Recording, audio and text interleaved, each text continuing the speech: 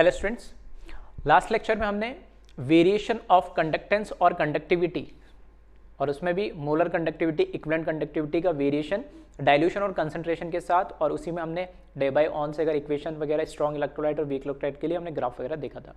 उसी के थोड़ा सा आगे हम बढ़ते हैं। अब स्टार्ट करते हैं। हम यहाँ पर एक लॉ दे रखा है, कॉलरॉस लॉ। एक तो इंपॉर्टेंट बात कि लॉ का वैसे यहाँ पे दो स्टेटमेंट इसलिए लिखे क्योंकि एक statement as it is NEET या जेई में एक बार पूछा गया एग्जाम में, हाल ही के 3-4 सालों में भी पूछा गया, तो उसी के बेसिस पे दोनों स्टेटमेंट लिखे, एक तो जनरल हम बोलते हैं और एक जो पूछा गया था। ठीक है, तो स्टेटमेंट थोड़ा सा ध्यान रखिएगा। तो कॉलरॉस लॉ का स्टेटमेंट 1 जो है वो लिखा है ऑन इनफाइनाइट डाइल्यूशन। ठीक है, कॉलरॉस लॉ है, इसका जो स्टेटमेंट 1 है, on infinite dilution each ion has definite contribution towards molar और equivalent conductivity of electrolyte irrespective of nature and source. ठीक है, यहां ऐड कर लेना, irrespective of nature and source of ion, irrespective of nature and source of ion of electrolyte obtain. क्या मतलब इसका मतलब है कि जब हम किसी भी इलेक्ट्रोलाइट का इनफाइनाइट डाइल्यूशन कर देते हैं, उसमें हम पानी डालते गए जो कोई लिमिट नहीं है उसकी, तो इनफाइनाइट डाइल्यूशन पे हम मानते हैं कि स्ट्रॉन्ग और वीक इलेक्ट्रोलाइट सारे के सारे आयोनाइज्ड हो गए, उसकी कंडक्टिविटी होती है जो मैक्सिमम होती है। तो ये बोल रहा है कि इनफाइनाइट डाइल्यूशन पे किसकी बात कर रहा है ये, मोलर और इक्विवेलेंट कंडक्टिविटी, किसी को भी बोल सकते हैं, मोलर कंडक्टिविटी की भी बात कर सकते हो, हम इक्विवेलेंट कंडक्टिविटी की बात कर सकते हैं। दोनों की जो वैल्यू होती है, अब वो जो भी आयन है, भले कैटायन है या भले एनायन हो, दोनों के लिए वैल्यू क्या हो जाती है, फिक्स्ड हो जाती है, कांस्टेंट हो जाती है। क्या मतलब है, तो इसको समझते हैं एक एग्जांपल से। फॉर एग्जांपल मैंने बोला एक सॉल्यूशन लिया है ना, एक कंटेनर ले लिया मैंने इस तरीके से। ठीक है, ये कंटेनर लिया मैंने। अब इस कंटेनर के अंदर क्या करा मैंने, NaCl भी डाल दिया, Na2CO3 भी डाल दिया और MgCl2 भी डाल दिया। अब यहां पर क्या क्या है, एक तो NaCl है, तो यहां से मुझे मिलेगा Na+ और Cl-। MgCl2 डाला मैंने, तो यहां से मुझे क्या मिलेगा, Mg+2 और 2Cl-।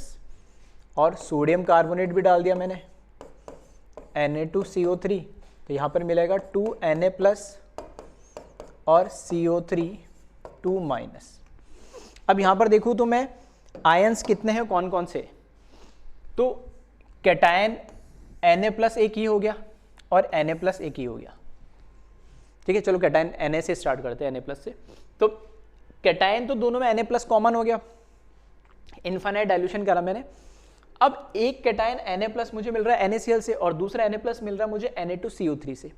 अब ये कह रहा है कि जो भी कैटायन या जो भी आयन है उसका सोर्स कोई सा भी हो, ठीक, किसी से भी आ रहा हो, वो सोडियम कार्बोनेट से आ रहा हो, NaCl से आ रहा हो, या सोडियम ब्रोमाइड से आ रहा हो, या किसी से भी आ रहा हो, उसका सोर्स कुछ भी हो कैटायन का, इनफाइनाइट डाइल्यूशन पे इसकी जो मोलर कंडक्टिविटी की वैल्यू है, या फिर इसकी मोलर कंडक्टिविटी या इक्विवेलेंट कंडक्टिविटी, दोनों में से कुछ भी हो सकता है, मोलर और इक्विवेलेंट कंडक्टिविटी की value for specific cation eight infinite dilution is fixed और कांस्टेंट।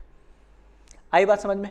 तो यहां पर Na+ सोडियम कार्बोनेट से मिले हो, NaCl से मिलो, या किसी से भी मिलो, सोडियम हाइड्रोक्साइड से मिले, किसी से भी मिले, अगर Na+ मिल गया हमें और इनफाइनाइट डाइल्यूशन कर दिया, तो उसकी मोलर और इक्विवेलेंट कंडक्टिविटी की वैल्यू फिक्स्ड हो जाएगी, कांस्टेंट हो जाएगी, irrespective of source of electrolyte, कि वो आयन किस इलेक्ट्रोलाइट से मिल रहा है हमें कोई फर्क नहीं पड़ता।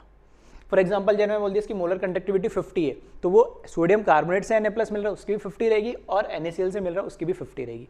इसी तरीके से अगर मैं यहाँ पर बोलूँ मैं क्लोराइड, NaCl से भी क्लोराइड मिल रहा है हमें, है ना, और यहाँ पर MgCl2 से भी क्लोराइड मिल रहा है। तो इनफाइनाइट डाइल्यूशन पे इन क्लोराइड की, इन दोनों जो भी क्लोराइड है उसकी मोलर या इक्विवेलेंट कंडक्टिविटी की वैल्यू अगेन फिक्स्ड हो जाएगी, कोई फर्क नहीं पड़ेगा वो MgCl2 से मिल रहा है या NaCl से मिल रहा है। इसी तरीके से अगर कार्बोनेट है, और कार्बोनेट तो एक ही से मिल रहा है, तो हालांकि कोई फर्क पड़ेगा नहीं इस पर, तो जो कार्बोनेट आयन है, इस कार्बोनेट आयन की भी मोलर कंडक्टिविटी, और इसी तरीके से मैग्नीशियम+2 आयन एक अकेला आयन बच गया, ठीक है, और इसकी मोलर कंडक्टिविटी। ठीक है, तो जितने भी कैटायन है अलग अलग टाइप की है तो उनकी मोलर या इक्विवेलेंट कंडक्टिविटी अलग अलग होगी, बट अगर कैटाइन सेम है और सोर्स उसका कुछ भी है तो कोई फर्क नहीं पड़ता, उस कैटाइन या उस एनाइन की मोलर या equivalent conductivity at infinite dilution वो फिक्स्ड हो जाएगी, कांस्टेंट हो जाएगी। ठीक है, ये स्टेटमेंट 1 में बोला है। ठीक है, तो अगेन आप देख लीजिए स्टेटमेंट जो 1 लिखा है, क्या लिखा है, on infinite dilution each ion has, each ion मतलब सारे कैटायन और सारे एनायन की बात होगी, each ion has definite contribution towards molar और इक्विवेलेंट कंडक्टिविटी, उनका एक डेफिनेट कंट्रीब्यूशन या मतलब एक डेफिनेट वैल्यू होगी, कांस्टेंट वैल्यू होगी of electrolyte irrespective of nature, उस इलेक्ट्रोलाइट का नेचर कैसा हो कोई फर्क नहीं पड़ता, स्ट्रॉन्ग है या वीक है। ठीक है, and source of ion of electrolyte obtain, मतलब वो NaCl से मिला या MgCl2 से मिला कोई फर्क नहीं पड़ता, सोर्स क्या है और उसका नेचर क्या है उससे भी कोई लेना देना नहीं है। आई बात समझ में? ये तो हुआ स्टेटमेंट 1। स्टेटमेंट जो 2 है, ठीक है, सेकंड जो स्टेटमेंट है थोड़ा सा बड़ा स्टेटमेंट है, चलिए अब दिख जाएगा। ठीक है, स्टेटमेंट 2 है एट इनफाइनाइट डाइल्यूशन, बात वही कर रहा है, कहां पर, इनफाइनाइट डाइल्यूशन पे बात कर रहा है। Each and every electrolyte is 100% ionised and ions are completely independent from each other. तो जैसे हमने बोला था कि स्ट्रॉन्ग इलेक्ट्रोलाइट होता है वो तो किसी भी कंसंट्रेशन पर 100% आयोनाइज होता है लेकिन जो वीक इलेक्ट्रोलाइट होता है वो 100% आयोनाइज नहीं होता। बट इनफाइनाइट डाइल्यूशन पे जो वीक है वो भी पूरा हम मान के चलते हैं कि इनफाइनाइटली कैसा हो जाता है, इनफाइनाइट डाइल्यूशन पे वो भी कैसा होता है, 100% आयोनाइज हो जाता है। तो स्ट्रॉन्ग तो पहले से था ही और वीक भी 100% हो गया, तो अब कोई सा भी हो, स्ट्रॉन्ग हो या वीक हो, सारे ही इलेक्ट्रोलाइट इनफाइनाइट डाइल्यूशन पे 100% आयोनाइज्ड हो जाएंगे। और उसने लिखा ions are completely independent from each other. अब इनफाइनाइट डाइल्यूशन हो गया मतलब हर एक कैटायन, हर एक आयन एक दूसरे से बहुत दूर है, उनके बीच में किसी तरह का कोई फोर्स ऑफ अट्रैक्शन नहीं है, क्योंकि इतना हमने डाइल्यूशन कर दिया, इतना पानी ऐड कर दिया कि एक आयन दूसरा आयन से कोसों दूर है, उनके बीच में कोई कॉन्टैक्ट नहीं है, किसी तरह का कोई इन्फ्लुएंस नहीं फोर्स ऑफ अट्रैक्शन का। देन इसने लिखा है एक वर्ड आया नया, ठीक है, यही समझना है, लिमिटिंग इक्विवेलेंट कंडक्टिविटी। ठीक है, शायद हो सकता है मैंने लास्ट लेक्चर में यूज करा नहीं करा, मेरे को भी एक्जैक्टली याद नहीं, लेकिन हाँ मैंने बताया था limiting equivalent conductivity of any electrolyte will be equal to summation of equivalent conductivity of cation and anion. तो जब भी हम इनफाइनाइट डाइल्यूशन कर देते तो इनफाइनाइट डाइल्यूशन के ऊपर लिमिटिंग इक्विवेलेंट कंडक्टिविटी, जो भी इलेक्ट्रोलाइट है उसकी लिमिटिंग लिमिटिंग इक्विवेलेंट कंडक्टिविटी होती है किसी भी इलेक्ट्रोलाइट की, वो उसके इंडिविजुअल जितने भी कैटायन है और इंडिविजुअल जितने भी एनायन है उन सभी कैटायन और एनायन के इक्विवेलेंट कंडक्टिविटी के समेशन के बराबर होती है। अब ये वर्ड लिमिटिंग का क्या मतलब है, तो लिमिटिंग वर्ड हम यूज करते हैं equivalent conductivity at infinite dilution के लिए।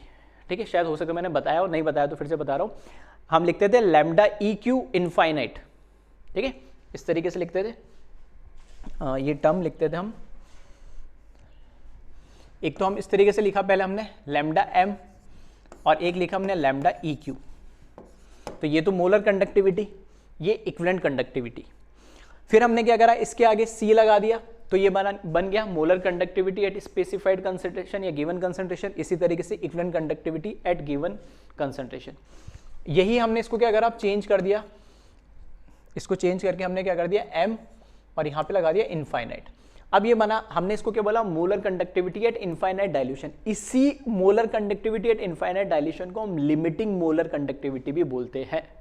ठीक है, तो पढ़ तो हमने लास्ट लेक्चर में लिया ही था, हो सकता है वह नाम मैंने लिया हो तो यहाँ पे बता रहा हूँ मैं।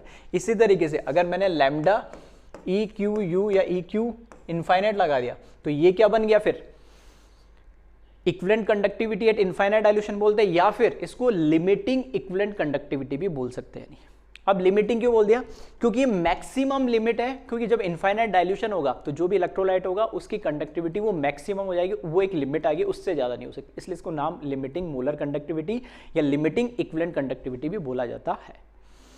ठीक है, चलिए, तो ये तो हुआ इसका स्टेटमेंट 2। तो स्टेटमेंट 2 क्या बोल रहा है कि अगर मेरे पास कोई इलेक्ट्रोलाइट है और उसमें इनफाइनाइट डाइल्यूशन कर देता हूं तो उस इलेक्ट्रोलाइट की कंडक्टिविटी क्या होगी, इक्विवेलेंट कंडक्टिविटी क्या होगी, लिमिटिंग इक्विवेलेंट कंडक्टिविटी क्या होगी, लैम्डा M इनफाइनाइट की वैल्यू क्या होगी, उसके इंडिविजुअल कैटायन और इंडिविजुअल एनायन का जो इक्विवेलेंट कंडक्टिविटी का समेशन है उसके बराबर होगी। मतलब कैटायन की वजह से कितनी इक्विवेलेंट कंडक्टिविटी है और एनायन की वजह से कितनी इक्विवेलेंट कंडक्टिविटी है, दोनों को ऐड कर दो तो वो उसकी लिमिटिंग मोलर कंडक्टिविटी बन जाएगी, जिसको हम लिमिटिंग इक्विवेलेंट कंडक्टिविटी बन जाएगी, जिसको हम equivalent conductivity at infinite dilution भी बोलते हैं। ठीक है, थोड़ी सी टर्मोलॉजी जल्दी जल्दी आप बोलोगे, जल्दी जल्दी यूज़ करोगे। ठीक है, आप तो पहली बार पढ़ रहोगे तो थोड़ा सा कन्फ्यूजन हो जाता है ना, तो धीरे धीरे थोड़ा सा आराम से सुनोगे, समझोगे तो सब चीज़ें याद भी आ जाएगी, समझ में भी आ जाएगी। बहुत सिंपल टाइप की न्यूमेरिकल होती है, कंडक्टिविटी और कंडक्टेंस से रिलेटेड आपने देखा भी होगा लास्ट लेक्चर में भी। बेसिक्स आपको सिर्फ फॉर्मूले ध्यान रखने, और इनका जो टर्मोलॉजी लैंग्वेज है उसका मीनिंग आपको पता होना चाहिए, बाकी तो क्वेश्चन बहुत सिंपल होते हैं। तो ये जो स्टेटमेंट 2 लिखा है ना, इसी को मैंने क्या करा, फॉर्मूले के फॉर्म में लिख दिया। क्या लिखा है यहाँ पर, लैम्डा ई क्यू इनफाइनाइट, जो अभी मैंने बोला इनफाइनाइट का मतलब हो गया लिमिटिंग, और ये equivalent conductivity. Limiting equivalent conductivity of any electrolyte is must be equals to equivalent conductivity of cation. कहाँ पर, इनफाइनाइट डाइल्यूशन पे होगा, तो ऐसे ही बोल सकते हैं limiting equivalent conductivity of cation plus limiting equivalent conductivity of anion. जो भी कैटायन है एनायन है, उस इनफाइनाइट डाइल्यूशन पे उनकी जो इक्विवेलेंट कंडक्टिविटी होगी, कैटायन और एनायन की दोनों को ऐड कर दो तो वो इलेक्ट्रोलाइट की इक्विवेलेंट कंडक्टिविटी के बराबर रहेगी। तो ये फॉर्मूला है जिसको आपको याद रखना है। अब क्योंकि ये तो हुआ सबसे सिंपलेस्ट फॉर्म, तो फॉर्मूला क्या इतना ईजी एक्चुअल में आता नहीं है। ठीक है, तो फॉर्मूला मतलब न्यूमेरिकल मतलब डायरेक्ट इस तरीके से नहीं आएगा, ये तो बिल्कुल सिंपल टाइप का हो गया, तो ये इसको इस तरीके से मैं कैटेगराइज कर रहा हूँ। ये तो हुआ पहला फॉर्मूला आपका। ठीक है, अब मेरे को जो न्यूमेरिकल दे रखे होते हैं ना जनरली, वो दे रखे तो आपको उनकी इक्विवेलेंट कंडक्टिविटी की वैल्यू नहीं दे रखी होती, उनकी मोलर कंडक्टिविटी की वैल्यू दे रखी होती इन जनरल। ठीक है, हो तो सकता कोई से भी हो, तो मैंने सारे फॉर्म लिख दिए वैसे। तो अगर आपको molar conductivity, limiting molar conductivity of cation और limiting molar conductivity of anion की वैल्यू दे रखी, और आपको उस इलेक्ट्रोलाइट की लिमिटिंग इक्विवेलेंट कंडक्टिविटी पूछी हो, सेम चीज पूछी हो, लेकिन वैल्यू इस बार कैटायन और एनायन की इक्विवेलेंट कंडक्टिविटी की वैल्यू नहीं दे रखी, किसकी दे रखी है, मोलर कंडक्टिविटी की, तो आप क्या करेंगे, तो यहाँ पर एक टर्म लिखा n प्लस और यहाँ पे लिखा n माइनस। अब ये क्या रिप्रेजेंट करता है, तो n प्लस और n माइनस ये उस कैटायन के चार्ज को और n माइनस उस एनायन के चार्ज को रिप्रेजेंट करता है। अब सर ये n क्यों लिखा, चार्ज को और कुछ भी लिख सकते हैं, तो जो बेटा बुक में रिप्रेजेंटेशन दे रखा है वही मैंने लिखा है, नहीं ठीक है, अपने मन से नहीं लिखा है। तो यहाँ पे n का मतलब ऐसे हम नंबर ऑफ कैटायन बोलते हैं, लेकिन यहाँ पे नंबर से मतलब नहीं, बिल्कुल उल्टा है। ठीक है, बिल्कुल उल्टा है। यहाँ पर इसका मतलब है चार्ज ऑफ कैटायन, इसका मतलब है charge of anion. For example Na पे Na प्लस चार्ज आ रहा है तो कितना होगी इसकी वैल्यू 1, Mg पे +2 चार्ज आता है तो इसकी वैल्यू कितनी होगी 2, Al पे +3 चार्ज आया तो इसकी वैल्यू कितनी होगी 3, क्लोरीन पे -1 चार्ज आता है तो इसकी वैल्यू 1, सल्फेट पे -2 तो इसकी वैल्यू 2, फॉस्फेट पे -3 तो इसकी वैल्यू 3। ठीक है, मैग्नीट्यूड लिखना है। तो ये क्या बताता है, चार्ज ऑन कैटायन और एनायन। तो अगर आपके पास कैटायन और एनायन की लिमिटिंग मोलर कंडक्टिविटी दे रखी है, तो आपको क्या करना पड़ेगा, उस कैटायन के चार्ज से इसको डिवाइड करना पड़ेगा। इसी तरीके से एनायन की लिमिटिंग मोलर कंडक्टिविटी की वैल्यू दे रखी है तो उसके चार्ज से इसको डिवाइड करना पड़ेगा, तब आप उसको कैलकुलेट कर लेंगे। लिमिटिंग मोलर कंडक्टिविटी ऑफ क्या आ जाएगा, limiting molar conductivity of electrolyte आ जाएगा। तो ये हुआ सेकंड फॉर्मूला। ठीक है, और फिर देखिए थर्ड फॉर्मूला। अब की बार क्या है, अगर मान लो एग्जाम में वो पूछ ले लिमिटिंग इक्विवेलेंट कंडक्टिविटी, तो हमने दो फॉर्मूले में लिखी थी यहाँ पर, लेकिन आपके वो एग्जाम में limiting molar conductivity of electrolyte पूछ ले, तब क्या करोगे, तब आपको क्या करना है, और वैल्यू भी आपको किस में दे रखी हो, molar conductivity, limiting molar conductivity में ऑफ कैटायन और limiting molar conductivity of anion. तो आपको एक टर्म लिखा है यहाँ पे म्यू प्लस और म्यू माइनस। इसका क्या मतलब है, इसका मतलब होता है नंबर ऑफ कैटायन और नंबर ऑफ एनायन। कितने उस इलेक्ट्रोलाइट से एक मोल या एक मॉलिक्यूल, जैसे मैं बोल दूं NaCl से एक Na प्लस मिल रहा है, एक Cl माइनस मिल रहा है, तो ये नंबर ऑफ कैटायन कितना हो गया 1, नंबर ऑफ एनायन कितना हो गया 2। अगर मैं बोल रहा हूँ MgSO4 है या MgCl2 है, ऐसे ले लो, तो MgCl2 कैसे होगा, Mg+2 और 2Cl माइनस, तो कैटायन कितना हुआ 1, तो इसकी वैल्यू भी 1, Cl कितने हुए 2, तो यहाँ इसकी वैल्यू होगी 2। तो नंबर ऑफ कैटायन और एनायन कितने मिल रहे हैं हमें इलेक्ट्रोलाइट से, वो ये म्यू प्लस और म्यू माइनस बताता है। तो अब कन्फ्यूजन क्या शुरू होता है कि सर n को नंबर लिख के और इसको चार्ज लिख दे तो ज़्यादा इजी नहीं हो जाएगा। तो ये मैं कह रहा हूँ बेटा अपनी मर्जी से नहीं लिखा मैंने, यहाँ पर n का मतलब चार्ज है और यहाँ म्यू का मतलब नंबर ऑफ, ठीक है, charge of cation, charge of anion, number of cation, number of anion. ठीक है, कैसे लिखेंगे सब मैं एग्जांपल से भी समझाने वाला हूँ। तो एक तरीके से यहाँ पे 3 फॉर्मूले मैंने यहाँ पर आपको बताए, तीनों फॉर्मूले को एज इट इज आप याद रखिएगा, ध्यान रखना कहाँ पर क्या क्या वैल्यू दे रखी है ताकि न्यूमेरिकल थोड़ा सा ईजी हो। ठीक है, तीनों को एक साथ में कर देता हूँ। पहले केस में लिमिटिंग इक्विवेलेंट कंडक्टिविटी इलेक्ट्रोलाइट जब पूछा है तो डायरेक्ट अगर आपके पास कैटायन और एनायन की लिमिटिंग इक्विवेलेंट कंडक्टिविटी की वैल्यू तो सिंपल ऐड कर दे। अगर आपसे limiting equivalent conductivity of electrolyte पूछा है, बट आपको data molar limiting molar conductivity की वैल्यू दे रखी है कैटायन और एनायन के लिए, तब आपको कैटायन को उसके चार्ज से डिवाइड करना पड़ेगा और एनायन को उससे चार्ज से डिवाइड करना पड़ेगा, तब ऐड करोगे तो आंसर आएगा। और इसी तरीके से अगर आपसे लिमिटिंग इक्विवेलेंट कंडक्टिविटी की जगह लिमिटिंग मोलर कंडक्टिविटी की वैल्यू पूछ ली है इलेक्ट्रोलाइट के लिए, तो आपको सेम मोलर कंडक्टिविटी की वैल्यू दे रखी कैटायन और एनायन के लिए, तो उनके नंबर ऑफ कैटायन से उसकी वैल्यू को और एनायन को उसकी वैल्यू से मल्टीप्लाई करना होगा, तब जाके आपको आंसर मिलेगा। तो ये 3 फॉर्मूले हो गए जिनको आप बिल्कुल एज इट इज याद रखिएगा। सॉरी, चलिए अब यहाँ पर ठीक है, वैसे तो मैंने समझा दिया, फिर भी मैंने मीनिंग लिख दिया है सबका ताकि कन्फ्यूज़न ना हो, है ना। याद तो एक बार में हो जाए तो अच्छी बात नहीं होता है, इसलिए मैंने लिख दिया। तो यहाँ पे lambda infinite E Q electrolyte का क्या मतलब है, लिमिटिंग इनफाइनाइट, ठीक है, ऊपर से पढ़ना शुरू करना। इनफाइनाइट का मतलब लिमिटिंग, मैक्सिमम लिमिट है। लैम्डा का मतलब ठीक है कंडक्टिविटी, ठीक है, लिमिटिंग इक्विवेलेंट कंडक्टिविटी, इस तरीके से limiting equivalent conductivity of electrolyte, तो यहाँ बाहर लिख दिया। अगर यहाँ पे m लगा दिया तो लिमिटिंग इक्विवेलेंट की जगह क्या आ जाएगा, मोलर आ जाएगा, कंडक्टिविटी ऑफ इलेक्ट्रोलाइट। अब यहाँ पर इलेक्ट्रोलाइट की जगह कैटायन लगा दिया तो limiting equivalent conductivity of cation आ जाएगा। तो यहाँ बस मैंने इक्विवेलेंट कर दिया, यहाँ पर कैटायन कर दिया, ठीक है। फिर इसी तरीके से यहाँ पर एनायन कर दिया तो ये क्या हो जाएगा, limiting equivalent conductivity of anion, ठीक है। तो यहाँ पे इक्विवेलेंट ही है और यहाँ पर कैटायन की जगह एनायन कर दिया मैंने। इसी तरीके से limiting molar conductivity of cation, limiting molar conductivity of anion. और ये जो नीचे लिखे है जो आपको कंफ्यूजन हो रहा था, इसलिए मैंने यहाँ पे लिख दिया। म्यू प्लस बताता है number of cation, mu minus बताएगा number of anion, N plus बताएगा चार्ज ऑन कैटायन और एन माइनस बताएगा चार्ज ऑन एनायन, ठीक है। चलिए तो इसको एक बार वीडियो पॉज करके इसको कॉपी कर ले, फिर इस पर किस तरीके से क्वेश्चंस आते हैं सिंपल वाले वो हम देख लेते हैं।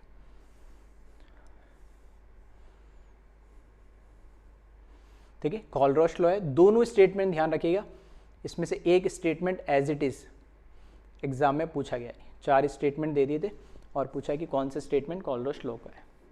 ठीक है, वीडियो पॉज करें और कॉपी करें जल्दी जल्दी।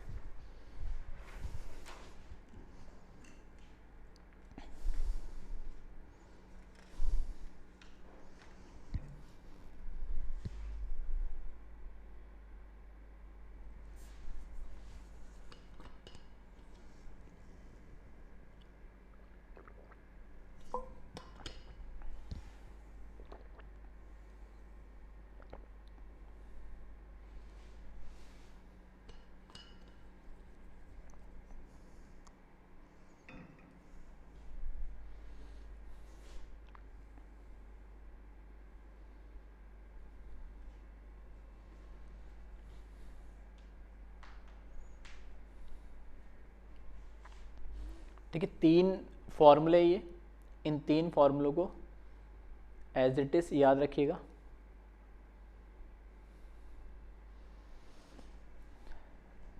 ठीक है, थोड़ा यूज टू होने में टाइम लगेगा। मोलर किसको क्या बोलते हैं, ऊपर कुछ नहीं लिखा हुआ होता है तो हम सी मान के चलते हैं बाय डिफॉल्ट, और लिखा हुआ इनफाइनाइट तो ही लिमिटिंग मानेंगे या इनफाइनाइट डाइल्यूशन पे मानेंगे।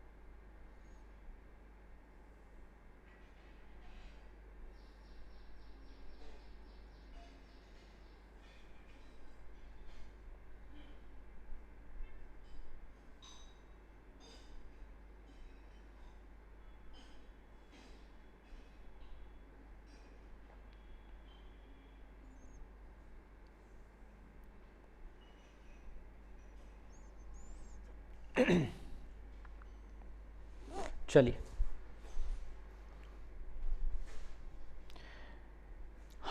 फिर यहाँ पे दे रखा क्वेश्चन आपके लिए, right the expression for limiting molar conductivity and limiting molar conductivity है ना, और लिमिटिंग इक्विवेलेंट कंडक्टिविटी कर लेना, ठीक है। क्वेश्चन पूरा आया नहीं यहाँ पे, मिस हो गया। लिमिटिंग, ठीक है, यहाँ पे लिख लेना लिमिटिंग इक्विवेलेंट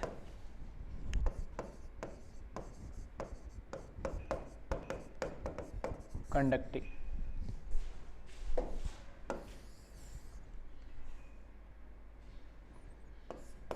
फॉर फॉलोइंग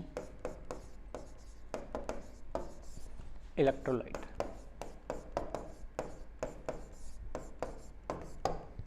ठीक है, अब कंप्लीट है। तो अल्टीमेटली हमें लैम्डा एम इनफाइनाइट और lambda E Q infinite calculate करना है इलेक्ट्रोलाइट के लिए, ठीक है। तो जैसे दे रखा पहला NaCl।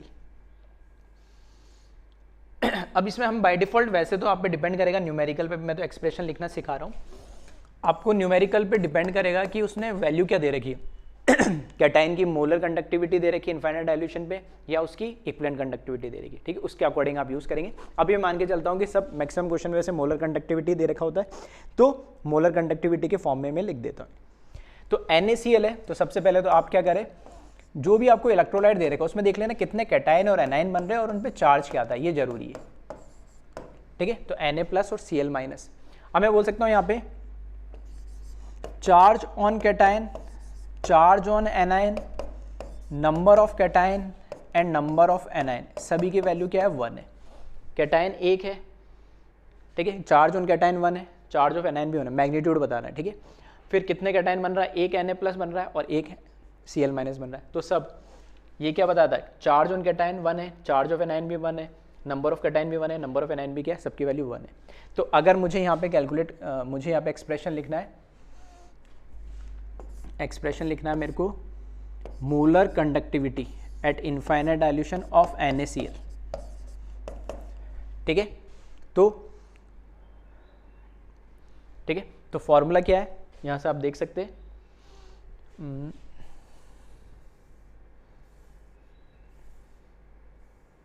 चलिए, है ना। तो एक चलो इसी फॉर्म में लिखता हूँ, क्योंकि मैं मोलर कंडक्टिविटी के फॉर्म में लिख रहा हूँ, तो एक इक्विवेलेंट कंडक्टिविटी लिखेंगे इनफाइनाइट डाइल्यूशन पे और एक ये मोलर। तो मेरे को ये लिखना है, तो किससे मल्टीप्लाई करना है मुझे, इसके नंबर ऑफ कैटाइन से। तो नंबर ऑफ कैटाइन से मैं मल्टीप्लाई करूँगा, तो यहाँ पे चलो लिख देता हूँ एक बार, ठीक है। ये हो गया mu plus molar conductivity of Na plus mu minus molar conductivity of Cl-। सही है। तो यहाँ पर ये हो जाएगा, इसकी वैल्यू तो कितनी हो जाएगी, 1 हो जाएगी, तो सिर्फ यहाँ पर क्या रह जाएगा, मोलर कंडक्टिविटी ऑफ Na+, इसकी वैल्यू जो भी आपको गिवन दे रखी होगी यहाँ पे लिख देंगे, ठीक है, प्लस इसकी वैल्यू भी 1 हो गई, और यहाँ पर तो मैं मान के चल रहा हूँ अभी कि हमें क्वेश्चन के अंदर इनकी वैल्यूज़ गिवन होगी, तो ये एक्सप्रेशन हो जाएगा हमारे पास limiting molar conductivity of NaCl की। अगर आपको इक्विवेलेंट कंडक्टिविटी,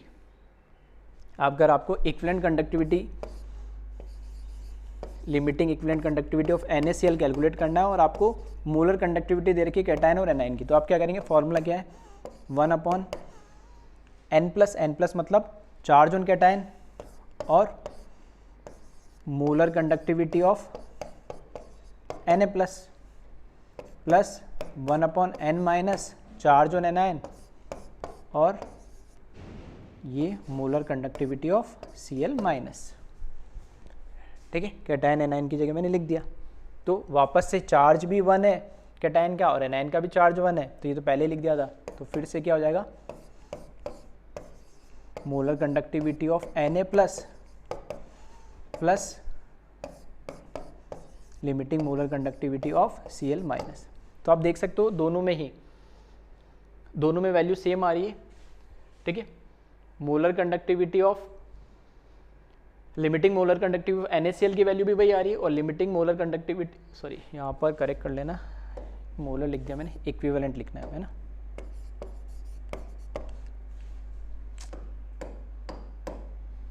ठीक है, यहाँ पर EQ लिख देता हूँ, चलो इक्विवेलेंट कंडक्टिविटी, दोनों की वैल्यू सेम आ रही, तो यहाँ पर मैं ऐसे बोल सकता हूँ कि therefore limiting equivalent conductivity of NaCl, इस केस में क्या आ रहा है, limiting molar conductivity of NaCl के यहाँ पर बराबर आ रहा है। तो अगर एक वैल्यू पता होती तो दूसरे अपना आप कैलकुलेट कर लेते। आ रही बात में, तो इस तरीके से आपको एक्सप्रेशन लिखने, तो एक बार वीडियो पॉज करके कॉपी करें, कुछ एग्जांपल्स और लिखें तो आप उसको अब समझ में आ गया कैसे लिखना है, तो खुद से ट्राई करें। ठीक है, वीडियो पॉज करें और खुद से ट्राई करें। इसको कॉपी कर ले पहले। ठीक है, तो बस आपको इलेक्ट्रोलाइट को आयोनाइज करके लिखना है, उसमें कितने कैटायन है, कितने एनायन है, कितना चार्ज है, बस वो आइडेंटिफाई करना है और फॉर्मूला आपको याद रखना है और उसमें बस वैल्यू पुट करनी है। तो अभी इसमें मान के चल रहा हूँ कि molar, limiting molar conductivity of cation और limiting molar conductivity of anion आपको गिवन होगी क्वेश्चन में, और मैक्सिमम में यही गिवन होती है।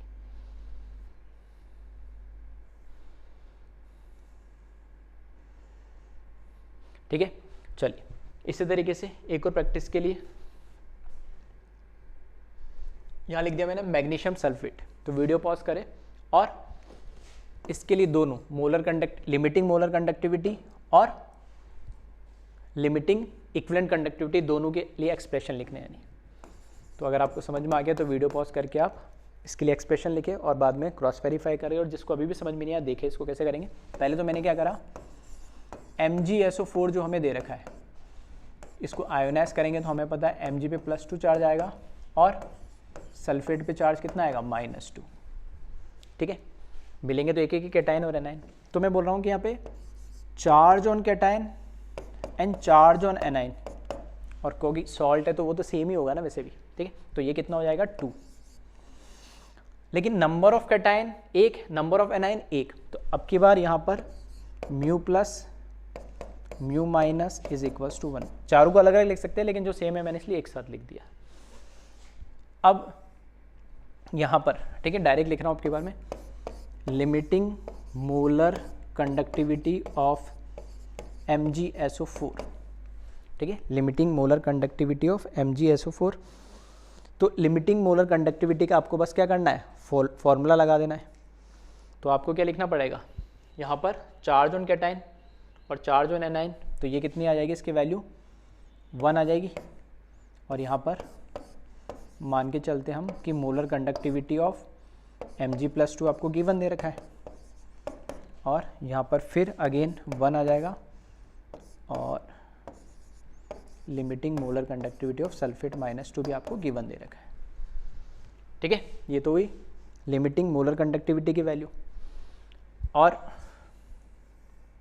इसी तरीके से आपको लिखना है यहाँ पे limiting equivalent conductivity of MgSO4।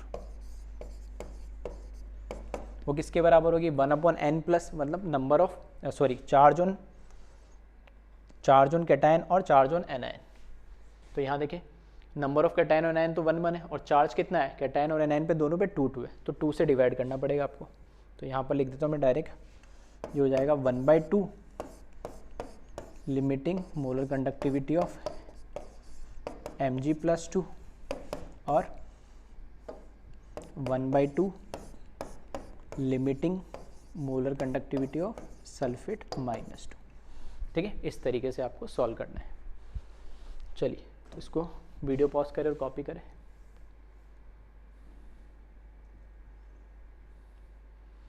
ठीक है, तो इलेक्ट्रोलाइट को बस आपको क्या करना है, आयोनाइज करके लिखना है, तो उससे आपको नंबर ऑफ कैटायन एनायन भी पता लग जाएंगे और चार्ज भी पता लग जाएगा, और बस फिर एक्सप्रेशन आप लिख दें।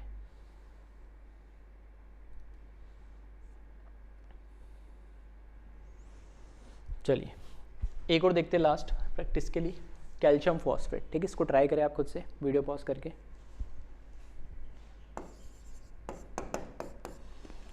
देखिए कैल्शियम जो फॉस्फेट है, ठीक है, कैल्शियम फॉस्फेट है, तो यहाँ से हमें पता है कैल्शियम पे चार्ज कितना होता है, +2, तो 3 है, तो यहाँ पर मैंने लिखा 3 तो मिलेंगे मेरे पास कैल्शियम +2, प्लस फॉस्फेट पे चार्ज कितना होता है। ठीक है, फिर कुछ गलत लिख दिया मैंने, 2 आएगा यहाँ पे है ना, उसको मैंने 3 लिख दिया यानी। ठीक है, इसको करेक्ट कर लेना, इधर लिखना आप 2। यहाँ पे भी फिर करेक्ट करना, यहाँ पे भी लिखेंगे फिर 2। अब ठीक है, ठीक है। कैल्शियम पे +2 जाया होता है और फॉस्फेट पे -3, सही है। तो 3 कैल्शियम +2 हो गया और 2 फॉस्फेट -3, ठीक है। तो हमेशा जब भी आप लिखो तो चार्ज चेक कर लेगा, उससे पता लग जाता है, ठीक है। यहाँ पे 3 लिखता है, इस पर -3 होता है, तो कितना आता है 9 आता है टोटल नेगेटिव चार्ज, जबकि यहाँ पे कितना आ रहा है 6 ही आ रहा है, तो वहाँ से पता लग गया गलत लिखा है। तो 3 एक कैल्शियम पे +2 चार्ज है तो 3 पे कितना होगा +6, एक फॉस्फेट पे कितना चार्ज है -3, तो 2 पे कितना होगा -6, तो ये -6 ये +6। अब यहाँ पे लिखे आप, ये बताता हमें charge on cation, charge on cation, एक कैटाइन पे चार्ज बताना मुझे, वो कितना होता है +2, तो यहाँ पे लिखा मैंने 2। ये बताता है मुझे charge on A9, charge on A9 कितना है -3। टोटल चार्ज नहीं बताना है कि 1 पे 2 तो 3 पे +6, नहीं ऐसा नहीं, एक कैटाइन पे कितना चार्ज आ रहा है वो बताना है। तो यहाँ पर आ जाएगा ये मैग्नीट्यूड बताना है 3। उसी तरीके से ये क्या बता रहा है, नंबर ऑफ कैटाइन, कितने कैटाइन मिल रहे हैं मुझे 3, तो यहाँ पे लिखी मैंने इसकी वैल्यू 3। ये बताता है मुझे number of anion, number of anion कितने मिल रहे हैं मेरे को 2, तो ये मिल गया मुझे 2, ठीक है। अब के बाद सारे नंबर अलग हो गए नहीं। अब आप लिखिए इस बार limiting molar conductivity of calcium phosphate,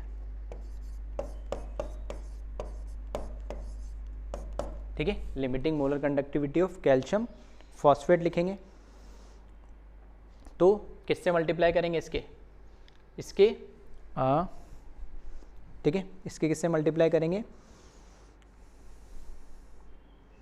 ठीक है, नंबर ऑफ कैटाइन से मल्टीप्लाई करेंगे म्यू प्लस से, तो यहाँ पर आ जाएगा 3 limiting molar conductivity of calcium +2 plus, और इसका नंबर ऑफ एनाइन 2, तो limiting molar conductivity of phosphate,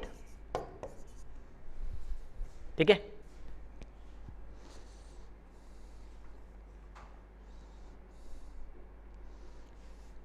इसी तरीके से limiting equivalent conductivity,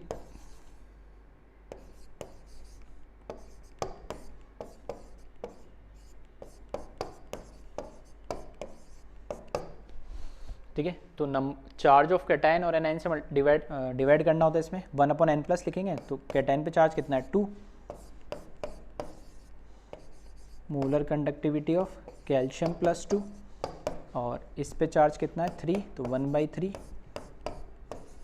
limiting molar conductivity of phosphate,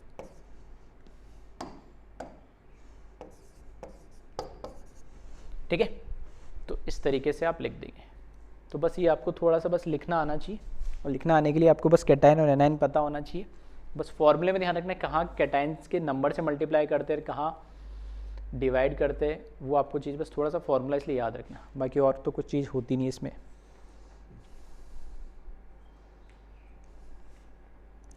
चलिए तो इसको कॉपी करें जल्दी से। अब इस पे जो न्यूमेरिकल आते हैं वो देख लेते। ये तो यहाँ पे एक्सप्रेशन लिखने के लिए थोड़ी सी मैंने प्रैक्टिस करवाई थी, ऐसे भी हो सकता है आपको एक्सप्रेशन भी दे दे, ऑप्शन में पूछ ले। चलिए क्वेश्चन यहाँ पे दे रखा है, लैंग्वेज में ना लिख के, ठीक है। ये हो सकता है पूरा लैंग्वेज में लिखा हुआ है, limiting molar conductivity of ammonium ion is this and limiting molar conductivity of aluminium +3 ion is इस तरीके से। मैंने सिर्फ डायरेक्ट इसमें नोटेशन के फॉर्म में लिखा कि limiting molar conductivity ammonium ion की दे रखी है हमें, एल्यूमिनियम +3 आयन की भी लिमिटिंग मोलर कंडक्टिविटी दे रखी है, सल्फेट आयन की लिमिटिंग इक्विवेलेंट कंडक्टिविटी दे रखी है, ठीक है। कौन सी वैल्यू दे रखी है वो ध्यान से देख लेना, 3 ये वैल्यू दे रखी है। अब मेरे से क्या पूछा गया है, calculate equivalent limiting equivalent conductivity पूछी एल्यूमिनियम +3 की, और दे क्या रखी थी मुझे मोलर।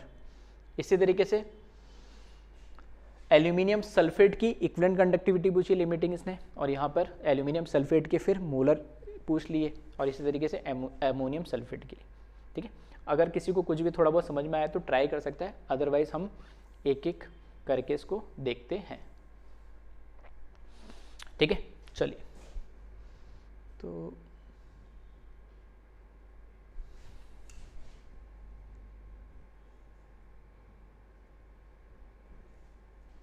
चलिए तो मैं इस पेज पे नेक्स्ट पेज पे लिखता हूँ ताकि रिलेट करने में थोड़ा सा आसान होगा आपको। पहला मुझे क्या कैलकुलेट करना, आप ये देख ले पहले तो, है ना। सबसे पहला मुझे दे रखा है कैलकुलेट करने के लिए limiting equivalent conductivity of aluminium +3 ion. अब इस क्वेश्चन में देखिए ध्यान से, ठीक है, मुझे क्या दे रखा है, limiting molar conductivity of aluminium +3 ion दे रखा है, और मुझसे पूछा गया है कि लिमिटिंग इक्विवेलेंट कंडक्टिविटी कैलकुलेट करना है।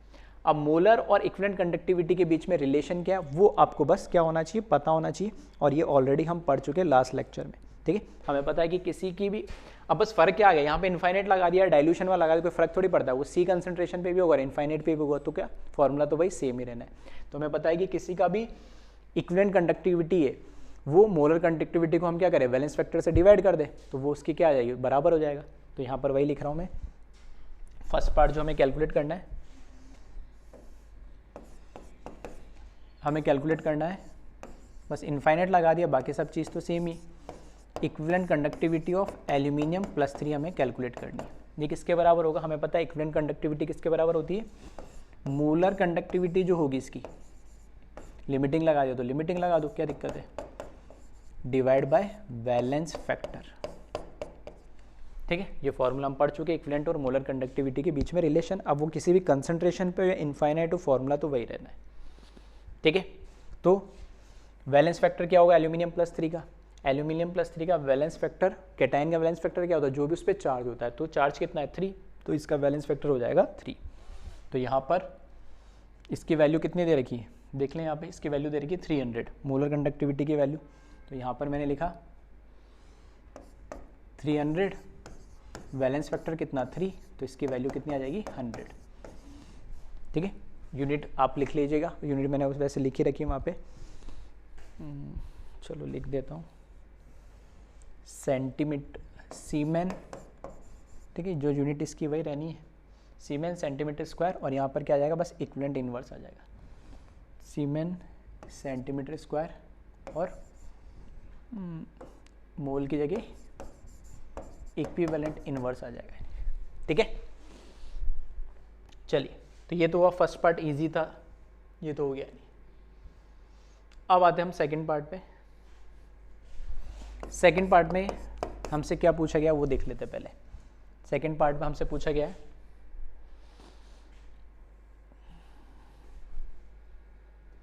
ठीक है, सेकंड पार्ट में हमसे पूछा गया है limiting equivalent conductivity of aluminium sulphate.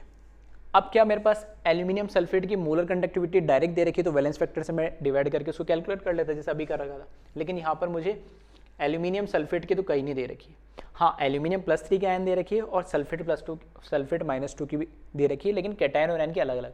अब इसमें भी एक प्रॉब्लम है, या तो दोनों की मोलर दे रखी होती तो मैं फॉर्मूला लगाता डायरेक्ट, या दोनों की इक्विवेलेंट दे रखी थी तो भी डायरेक्ट फॉर्मूला लगा, दोनों की इक्विवेलेंट दे रखी होती तो मैं क्या कर देता, डायरेक्ट ऐड कर देता, क्योंकि इसने क्या पूछा, इक्विवेलेंट कंडक्टिविटी तो पूछी है, ठीक है, फॉर्मूले का अकॉर्डिंग। अब इसने एक की मोलर एक इक्विवेलेंट दे रखी, तो या तो मोलर वाले को एक को मोलर को इक्विवेलेंट में कन्वर्ट कर लो, या एक इक्विवेलेंट को मोलर, कैसे भी आप करना चाहो, ठीक है।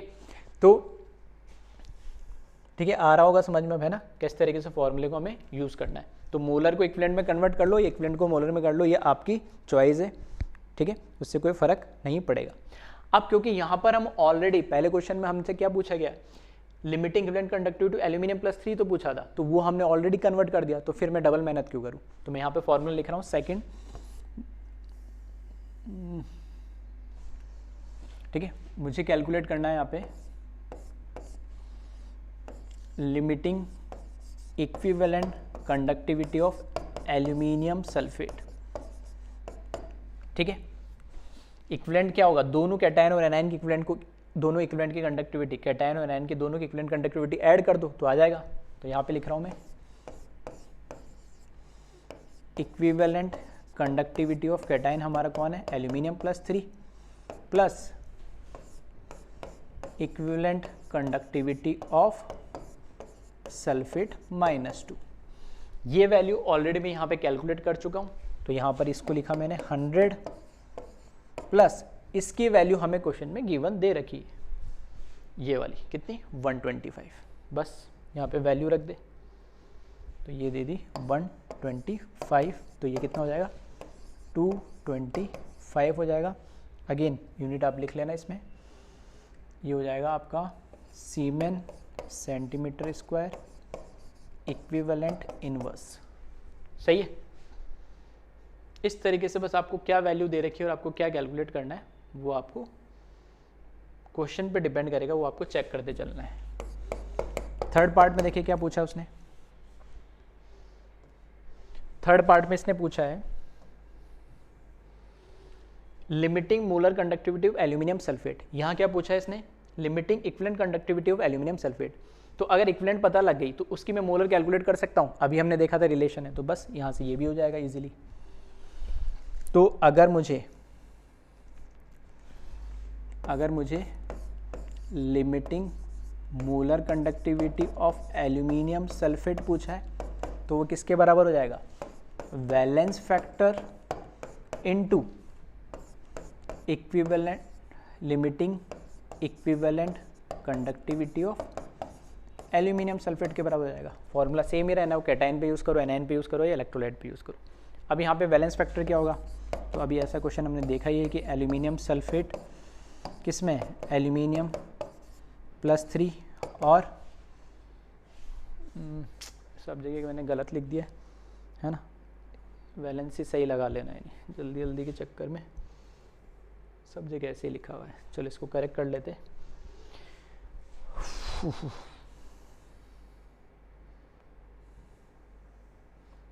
ठीक है, Al2SO4 3। ठीक है, यहाँ से करेक्ट करना शुरू करें। Al2SO4 3 आ जाएगा। फिर यहाँ पे Al2SO4 3 आ जाएगा यहाँ पे भी, और यहाँ पे तो सही लिखा है। चलिए इधर तो हो गया सही, यहाँ पे भी करेक्ट कर ले। कहाँ लिखा है, एक तो आपने यहाँ पे लिखा है, तो ये हो जाएगा Al2SO4 3। ठीक है, फिर यहाँ पे करेक्ट कर ले Al2SO4 3, और यहाँ तो कर ही ले।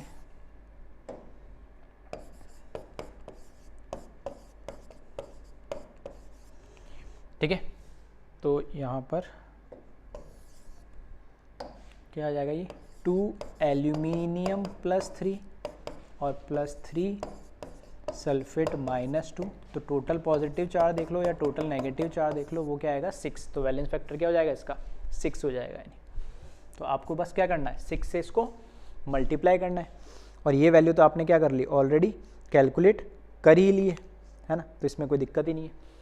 तो यहाँ पर लिख रहा हूँ मैं, और ये कितनी है, यही तो वैल्यू कैलकुलेट करी आपने, कितनी आ रही है 225। तो 225 को आप क्या करें, 6 से मल्टीप्लाई कर दे बस। तो मैं यहाँ लिख रहा हूँ limiting molar conductivity of aluminium sulphate is equals to 6 × 225। ठीक है, तो इसको कैलकुलेट करेंगे तो कितना आ जाएगा, ये 1350 सीमेन सेंटीमीटर स्क्वायर, और अब की बार क्या जाएगा, मोल इनवर्स हो जाएगा।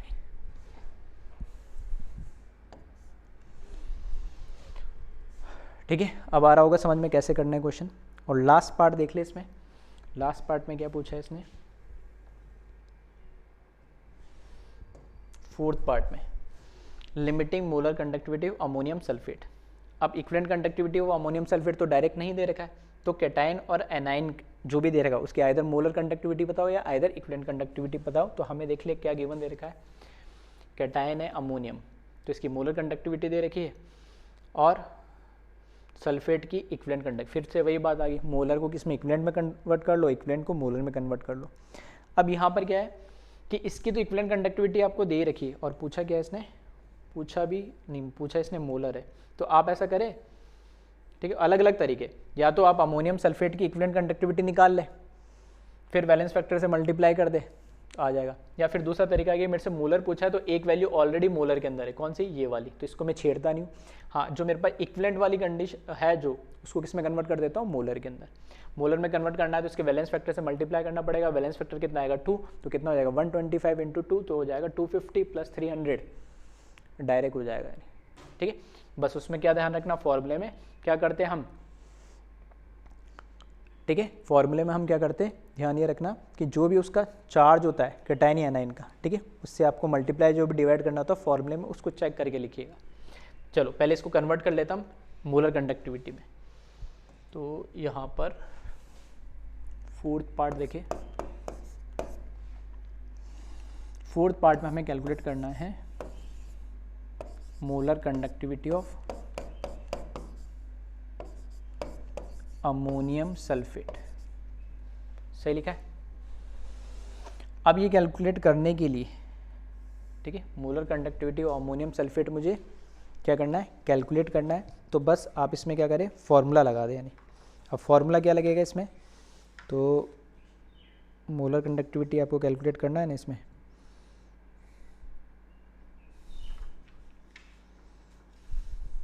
चलिए, तो मोलर कंडक्टिविटी कैलकुलेट करना है तो आपको उसको चार्ज से मल्टीप्लाई करना पड़ेगा।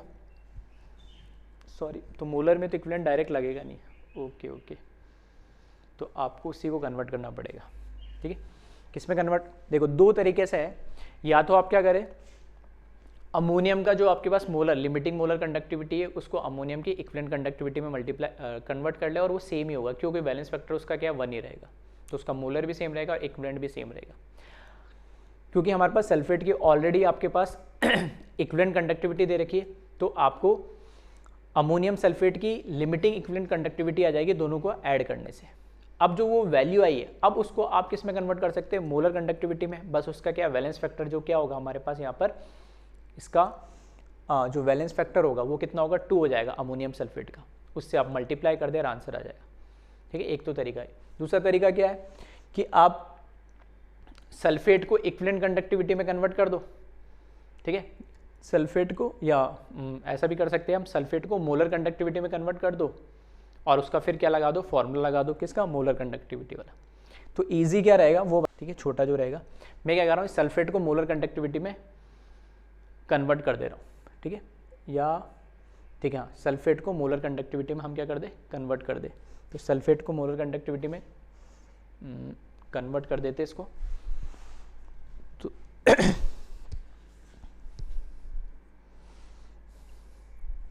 ठीक है,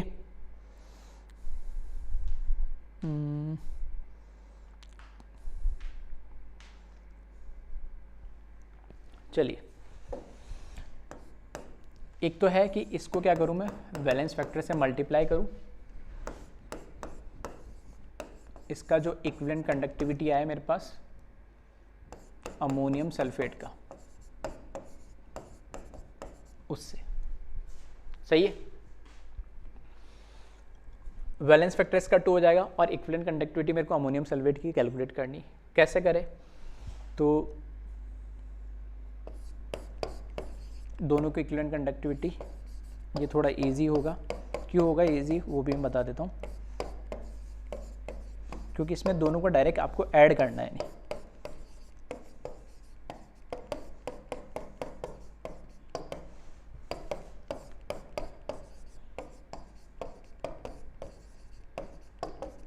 ये वैल्यू तो आपको ऑलरेडी गिवन दे रखी है और ये वैल्यू आपको नहीं दे रखी, लेकिन मुझे पता है कि अमोनियम के लिए मोलर कंडक्टिविटी और इक्विवेलेंट कंडक्टिविटी दोनों क्या होगी, सेम ही होगी। क्यों सेम होगी, क्योंकि इसका वैलेंस फैक्टर क्या है, सेम है। तो मैं यहाँ लिख रहा हूँ equivalent conductivity of ammonium ion is equals to valence factor multiply by, नहीं क्या कर दिया, डिवाइड करेंगे ना, हाँ मैंने मल्टीप्लाई कर दिया इसको, यहाँ पर कर दिया आप molar conductivity of divide by valence factor. सही है, इसकी वैल्यू आपको दे रखी है। ठीक है, इसकी वैल्यू कितनी दे रखी है आपको, अमोनियम की अमोनियम की कितनी वैल्यू दे रखी है, 200 दे रखी है ना, तो यहाँ पर हो जाएगा 200 डिवाइड बाय 1, तो ये 200 ही आएगा। वैलेंस फैक्टर अमोनियम का कितना होगा, 1 ही होगा। ये वैल्यू आ गई, यहाँ रख दे, ये वैल्यू ऑलरेडी दे रखी, तो यहाँ से कैलकुलेट हो जाएगा। तो यहाँ से लिख रहा हूँ मैं, limiting equivalent conductivity of ammonium sulphate. ठीक है, बस इसको बार बार लिखने में ही परेशानी होती, बड़ा बड़ा है बस।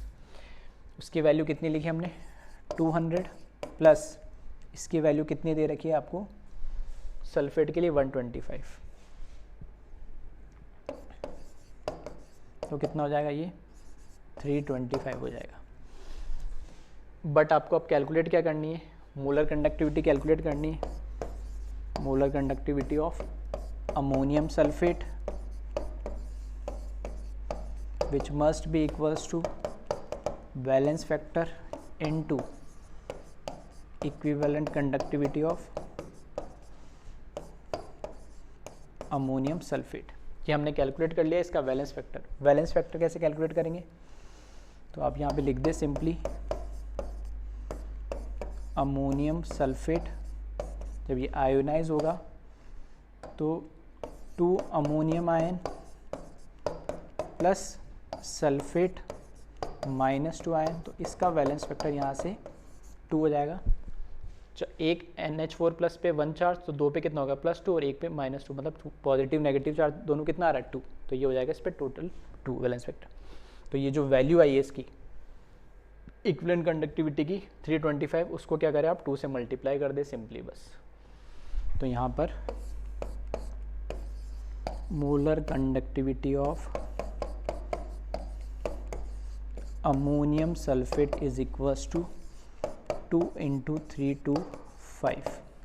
ठीक है, तो कितना हो जाएगा ये 700 siemens centimetre square mole inverse.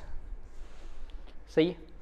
तो करने के कई तरीके होते हैं इसमें, मतलब एक दो अलग अलग तरीके से। अब आप ये देख लें कि कहाँ पर, ठीक है, कहाँ से आपको थोड़ा सा कन्वीनियंट लग रहा है ये, और कहाँ से। अच्छा, इसको करेक्ट कर लेना, 650 आएगा ना, मैंने 700 लिख दिया इसको। ठीक है, 325, 600 और 650 आएगा। सही है ना, करेक्ट कर लेना इसको, और भी चेक कर लेना कहीं कैलकुलेशन जल्दीबाजी में गलत कर दियो तो। ठीक है, तो आपको 3 जो फॉर्मूले, उनमें से आपको बस 1 बाय 1 यही देखना है कि कहाँ पर कौन सा फॉर्म यूज़ होगा, आपको क्या इन्फॉर्मेशन, क्या डेटा दे रखा है। ठीक है, सिंपल होते बस यही कि बोलने और लिखने में ना थोड़ा सा कन्फ्यूजन हो जाता है कई बार, तो आराम से करोगे तो हो जाएंगे क्वेश्चन, उसमें कोई आपको ऐसा दिक्कत आएगी नहीं। ठीक है, तो यहाँ से आप इसको कॉपी कर ले पहले क्वेश्चन को।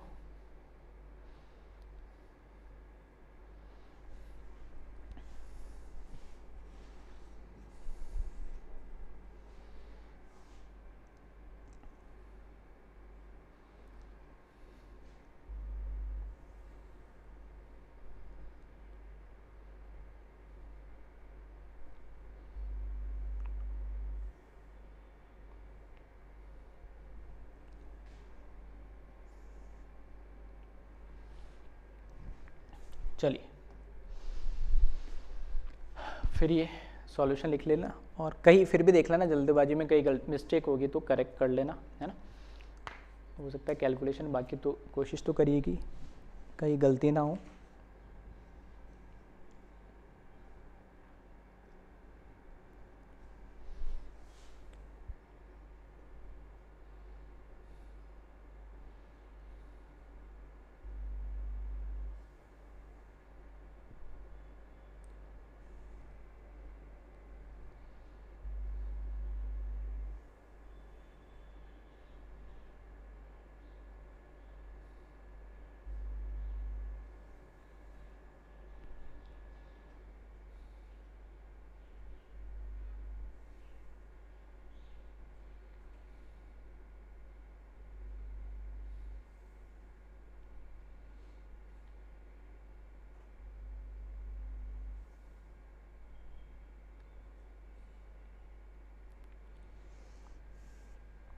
चलिए, फिर इस टाइप के क्वेश्चन भी आपको मिल जाएंगे, है ना। तो मैंने यहाँ लिख दिया फिर से लैंग्वेज में, लेकिन नोटेशन में लिख दिया मैंने, limiting molar conductivity of sodium acetate हमें गिवन दे रखा है।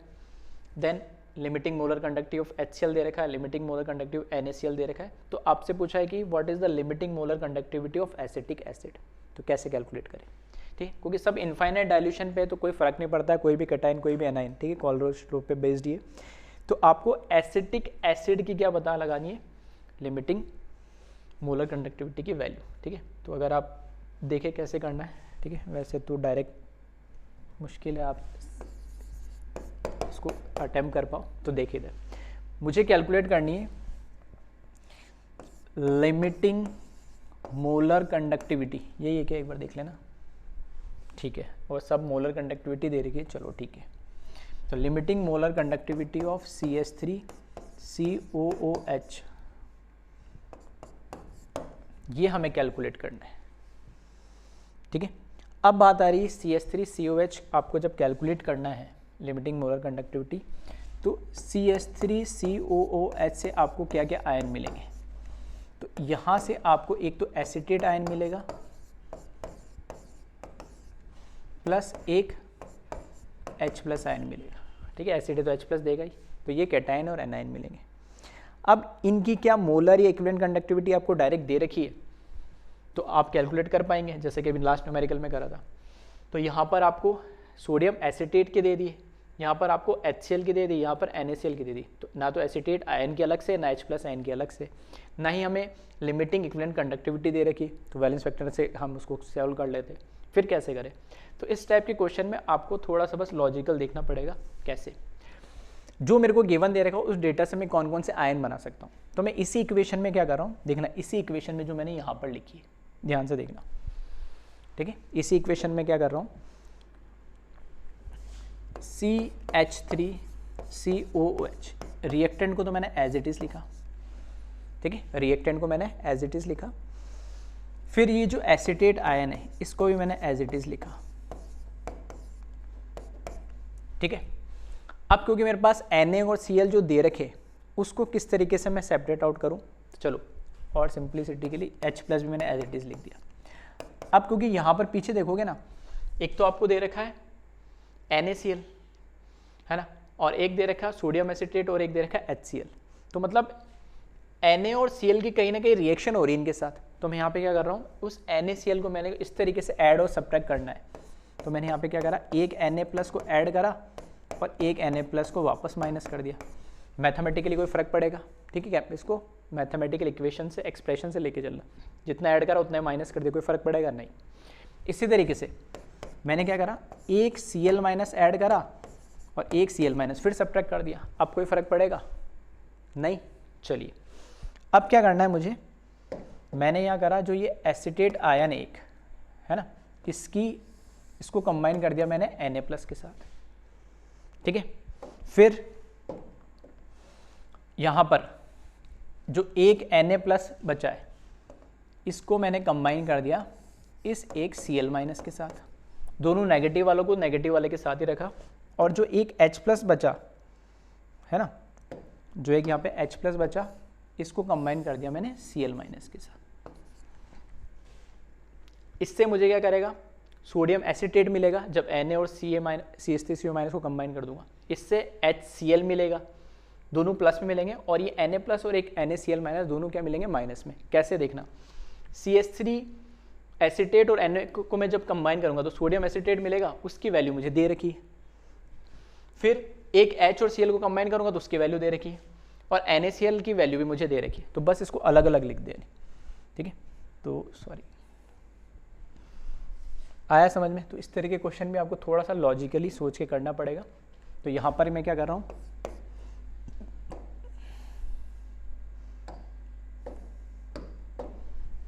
CH3COOH को क्या मैं ऐसे भी बना सकता था, CH3COONA, ये और एक कैटायन ले लिया मैंने, फिर H और एक Cl ले लिया, प्लस HCl ले लिया, माइनस वो NaCl बचा है, ठीक है। बस जो ये मैंने इक्वेशन के फॉर्म में लिखा ना, इसी को मैं मोलर कंडक्टिविटी के फॉर्म में लिख दे रहा हूं। कैसे, मैंने बोला molar conductivity, limiting molar conductivity of acetic acid is must be equals to limiting molar conductivity of sodium acetate, ठीक है, प्लस HCl दे रखा है तो limiting molar conductivity of HCl, और यहाँ माइनस दे रखा है तो यहाँ पे लिख दिया limiting molar conductivity of NaCl। सही है, ये तो मुझे कैलकुलेट करना था और इन तीन की वैल्यू मुझे दे रखी है, बस वैल्यूज रखे और आंसर कैलकुलेट कर ले। इसकी वैल्यू देख ले क्या दे रखी है, एसीटेट की दे रखी 500 सोडियम एसीटेट की, HCl की दे रखी 800 प्लस 500 माइनस 400, ठीक है। चलो मैं लिख देता हूँ यहाँ पे 800 इसकी वैल्यू प्लस 500 माइनस 400, तो कितना आ जाएगा ये 900 सीमेन सेंटीमीटर स्क्वायर मोल इनवर्स। आई बात समझ? तो इस तरह के क्वेश्चन भी आपको मिल जाएंगे। तो लॉजिकली आपको उस रिएक्शन को इस तरीके से एडजस्ट करना है कि जो डेटा आपको दे रखा है वो उस इक्वेशन को क्या करे, सेटिस्फाई करे। एक बार इक्वेशन लिख ले, इक्वेशन एक बार आप लिख लेंगे तो उसके अकॉर्डिंग उन मोलर या इक्विवेलेंट कंडक्टिविटी की जो भी वैल्यू दे रखी है वो लिख दे उसके अकॉर्डिंग, ठीक है। चलिए तो इसको वीडियो पॉज करें और कॉपी कर ले इस तरह के क्वेश्चन को भी।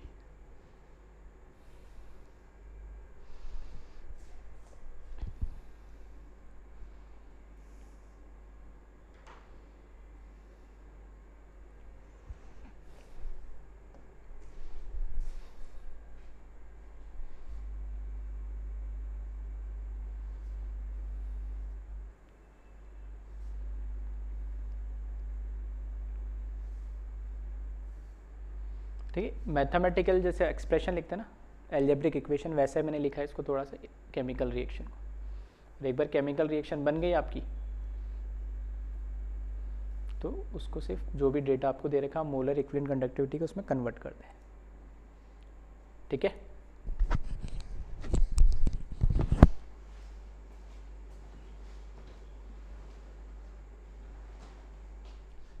चलिए अब कुछ छोटे मोटे फॉर्मूले इसमें है ना, बाकी तो मेजर पोर्शन अपना हो ही गया, तो वो हम देख लेते हैं जल्दी से। पहले लिखा है टॉपिक का नाम determination of equilibrium constant for weak electrolyte, ठीक है। वीक इलेक्ट्रोलाइट हमें दे रखा है तो उसके लिए हमें इक्विलिब्रियम कांस्टेंट कैसे कैलकुलेट करेंगे वो हमें देखना है, ठीक है। तो यहाँ देखें फॉर एग्जांपल मैंने बोला कोई AB मेरे पास वीक इलेक्ट्रोलाइट है, वीक इलेक्ट्रोलाइट है तो पूरा तो आयोनाइज होगा नहीं है, ठीक है। तो पूरा आयोनाइज नहीं होगा तो इसके बीच में इक्विलिब्रियम एग्जिस्ट करेगा, आयोनिक इक्विलिब्रियम हम पढ़ते ही है। मैंने मान लिया यहाँ पर इसकी कंसंट्रेशन इनिशियली C थी तो इनिशियली ये 0 हो जाएगा, ये हो जाएगा 0, ठीक है। T=0 ले लो या इनिशियली ले लो आप, ठीक है। फिर T इक्विलिब्रियम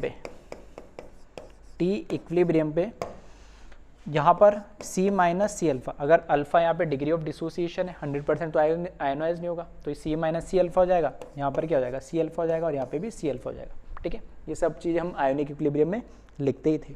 अब मेरे को यहाँ पर अगर इसके लिए K इक्विलिब्रियम लिखना है, ठीक है, तो K इक्विलिब्रियम क्या होगा, ठीक है, कंसंट्रेशन ऑफ प्रोडक्ट जो कि हमारा कैटायन और एनायन अपॉन हमारा इलेक्ट्रोलाइट। इसके लिए इसकी वैल्यू क्या है C इंटू अल्फ़ा, ये है C इंटू अल्फ़ा और ये क्या हो जाएगा C माइनस सी अल्फ़ा, ठीक है। बस ये वैल्यूज़ लिख दी, C कॉमन आके कैंसिल आउट हो जाएगा तो यहाँ से K इक्विलिब्रियम की वैल्यू क्या मिल जाएगी आपको C alpha square upon 1 minus alpha, ठीक है। तो सेम फार्मूला ऐसा ही हम, ठीक है, आयोनिक इक्विलिब्रियम में भी देखते ही थे तो वैसा ही कुछ ये फार्मूला है। अगर आपको जो वीक इलेक्ट्रोलाइट है, ठीक है, अगर वीक इलेक्ट्रोलाइट है उसका कंसंट्रेशन और हमें डिग्री ऑफ डिसोसिएशन दे रखा है तो हम उसके लिए K इक्विलिब्रियम भी कैलकुलेट कर सकते हैं, ठीक है। चलिए तो फार्मूला ध्यान रखिएगा, हेडिंग दे रखा मैंने determination of equilibrium constant for weak electrolyte. Video pause करें और कॉपी करें। Determination of equilibrium constant for weak electrolyte.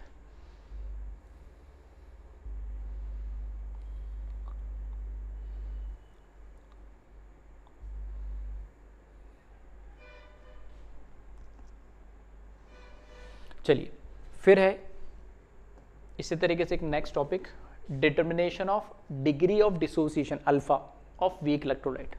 ठीक है, डिग्री ऑफ डिसोसिएशन कैसे, यहाँ से मैंने तो बोल दिया C alpha square upon 1 minus alpha है, अल्फा दे दिया डायरेक्ट तब तो ठीक है, मान लो अल्फा ही नहीं दे रखा, अल्फा कैसे कैलकुलेट करेंगे। ठीक है, तो वही लिखा determination of degree of dissociation of weak electrolyte. फिर से अगेन यहाँ पर मैं ले लेता हूँ ए बी कोई मेरे पास वीक इलेक्ट्रोलाइट है, तो ए प्लस और सॉरी बी माइनस के अंदर क्या हुआ, ये आयोनाइज हुआ सॉरी। ठीक है, T इक्वल्स टू 0 इनिशियली, क्योंकि मुझे डिग्री ऑफ डिसोसिएशन कैलकुलेट करना है, तो मैं डिग्री ऑफ डिसोसिएशन किसके लिए 1 मोल के लिए डिफाइन होता है, तो मैं यहाँ पे मान लेता हूँ इनिशियली यहाँ पे 1 मोल है, ये हो जाएगा 0, ये हो जाएगा 0, सही है। फिर किसी भी टी टाइम पे रिएक्शन जब स्टार्ट होगी उसके बाद किसी भी टी टाइम पे हमने मान लिया यहाँ से अल्फा डिसोसिएट हुआ इसमें से, तो ये हो जाएगा 1 माइनस अल्फा। ठीक है, तो ये कितना बनेगा, अल्फा बनेगा ये, और ये भी कितना बनेगा, अल्फा डिग्री ऑफ डिसोसिएशन। अब क्योंकि अगर मैं कहता हूँ ये तो हुआ किसी भी टी टाइम पे, बट जैसे हम बोलते हैं कि इनफाइनाइट डाइल्यूशन, इनफाइनाइट डाइल्यूशन पे हम क्या मान के चलते, T equals to infinite. T equals to infinite का मतलब यहाँ पर क्या मतलब है, इनफाइनाइट डाइल्यूशन से, और इनफाइनाइट डाइल्यूशन पे हमें पता है वीक हो या स्ट्रॉन्ग हो, स्ट्रॉन्ग तो 100% आयोनाइज होता ही, वीक भी क्या होगा 100% आयोनाइज हो जाएगा। तो उस केस में ये सारा का सारा यहाँ पे तो क्या हो जाएगा, ये रिएक्टेंट तो बचेगा ही नहीं क्योंकि पूरा पूरा आयोनाइज्ड हो जाएगा, और ये क्या बच जाएगा उस टाइम 1 बन जाएगा, और ये क्या बन जाएगा 1 बन जाएगा। ये पहले 1 था और जब पूरा आयोनाइज्ड हो जाएगा तो ये 0 हो जाएगा, और ये 1 और ये 1 बन जाएगा। आ रही बात समझ में। तो ये इनिशियल था, ये किसी भी टी टाइम पे था, और इनफाइनाइट जो एक कंडीशन है ऐसी जो एग्जिस्ट तो नहीं करती है लेकिन अजम्पशन पे बेस्ड है कि इनफाइनाइट डाइल्यूशन पे सारे वीक हो या स्ट्रॉन्ग हो सारा का सारा 100% आयोनाइज हो जाता है, तो वहाँ पर वीक होते हुए भी ये क्या हो जाएगा, आयोनाइज्ड हो जाएगा। ठीक है, चाहो तो यहाँ लिख लेना, लिखा नहीं है यहाँ पे भी। ठीक है, वैसे तो ऊपर हेडिंग में लिख दिया वीक इलेक्ट्रोलाइट, तो ये कैसा है, वीक इलेक्ट्रोलाइट है।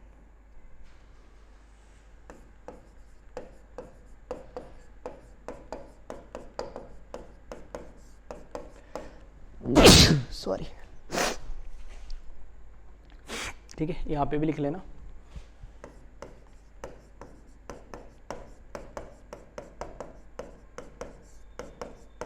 ठीक है, चलिए अब ध्यान से सुनना क्या कह रहा हूं मैंने यहां पे क्या लिखा है,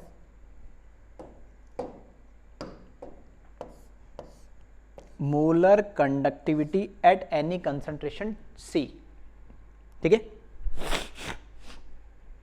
molar conductivity at any concentration C is proportional. ठीक है, थोड़ा सा मैंने चेंज करके बनाया क्योंकि अल्फा भी ऐसा दिख रहा है, तो ये प्रोपोर्शनलिटी का साइन है।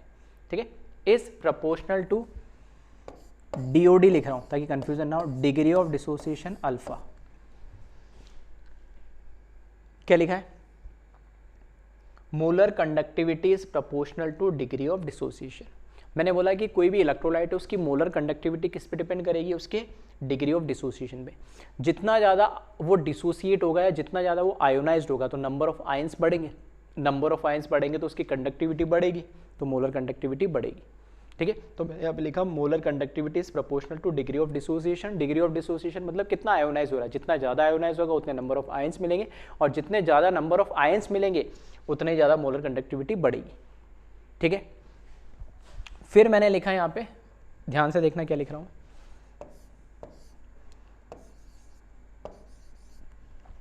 लिमिटिंग मोलर कंडक्टिविटी या molar conductivity at infinite dilution.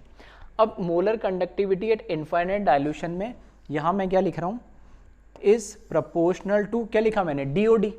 और यहां पे इनफाइनाइट डाइल्यूशन पे मुझे बताना कि DOD की वैल्यू क्या हो जाएगी, DOD की वैल्यू क्या हो गई, इनफाइनाइट डाइल्यूशन पे DOD की वैल्यू क्या हो गई 1, तो यहां मैंने लिख दिया 1। ये भी DOD लिखा है मैंने, लेकिन उस टाइम पे इनफाइनाइट डाइल्यूशन पे इसकी वैल्यू क्या हो जाती है, 1 हो जाती है, तो मैंने यहाँ पे 1 लिखा है। ठीक है, बस यहाँ पर क्या करा, दोनों को मैंने नाम दे दिया इक्वेशन को, इसको नाम दे दो आप फर्स्ट, इसको नाम दे दो सेकंड। प्रोपोर्शनलिटी कांस्टेंट हटाओगे तो कोई भी कांस्टेंट के लगा लो, कोई फर्क तो पड़ेगा नहीं उससे। ठीक है, तो मैंने यहाँ पे तो लगाया भी नहीं, मैंने तो ऐसे कर दिया, इसको 1/2 कर दो, यानी इसको क्या करें आप 1 equation 1 is divided by equation number 2। ऐसा करोगे तो यहाँ पर अल्फा इज इक्वल्स टू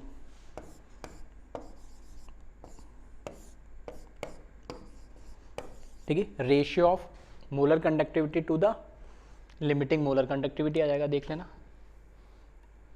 ये अल्फा अपॉन 1 आएगा राइट साइड में, है ना, और इधर क्या आएगा lambda C M upon lambda infinite M. तो इसको मैंने राइट में लिख दिया और उसको लेफ्ट में लिख दिया, बस इतना सा।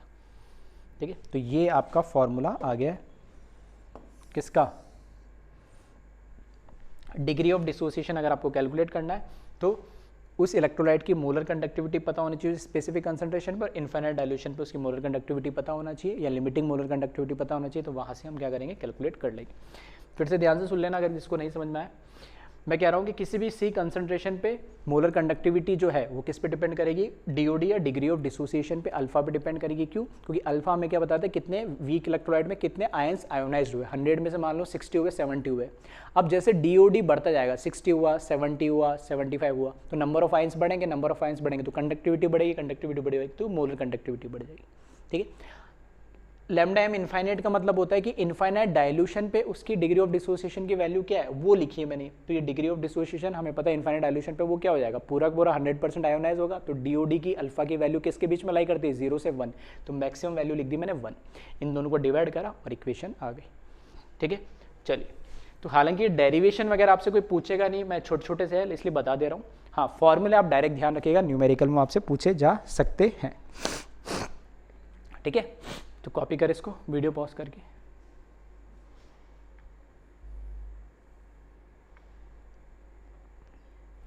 ठीक है, फॉर्मूले डायरेक्ट याद रखने हैं आपको, हालांकि मैंने समझा दिए, छोटे मोटे थे डेरिवेशन इसलिए।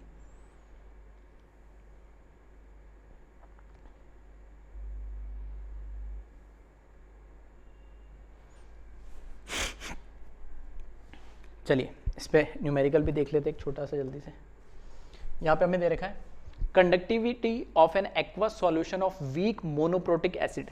एसिड का नाम नहीं दिया, वीक दे दिया एक तो, और मोनोप्रोटिक मतलब एक H+ देगा। इस 3.3 into 10⁻⁻⁴ ohm inverse centimetre inverse at a concentration of 0.02 molarity. इसकी कंसंट्रेशन दे दिए, इसकी हमें क्या दे दिए, कंडक्टिविटी दे दिए। If at this concentration degree of dissociation is 0.05, alpha की वैल्यू भी हमें दे दिए। Then calculate limiting molar conductivity, that means lambda M infinite मुझे कैलकुलेट करना है। ठीक है, समझ में आ गया हो तो वीडियो पॉज करके आप सॉल्व कर सकते हैं, अदरवाइज देखें क्या क्या आपको दे रखा है, पहले मैं वो लिख देता हूँ। एक तो मुझे K की वैल्यू दे रखी है, कंडक्टिविटी की वैल्यू।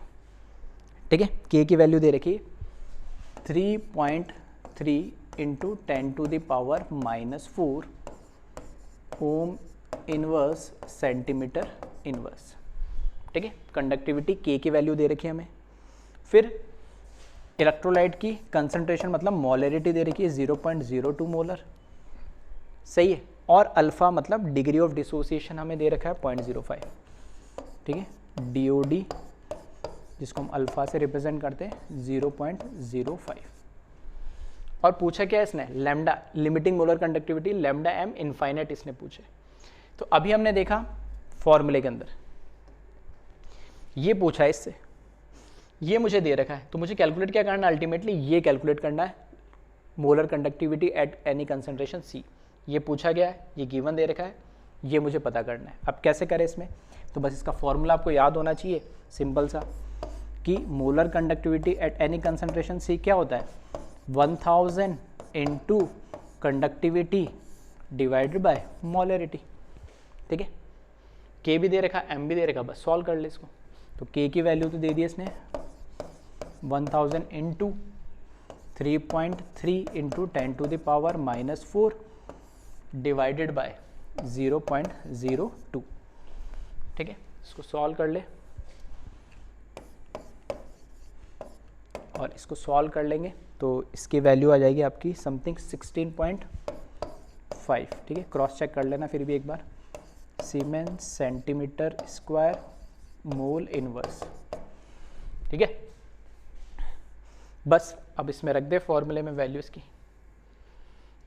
हमें पता है alpha equals to molar conductivity at any concentration upon infinite dilution हो जाएगा।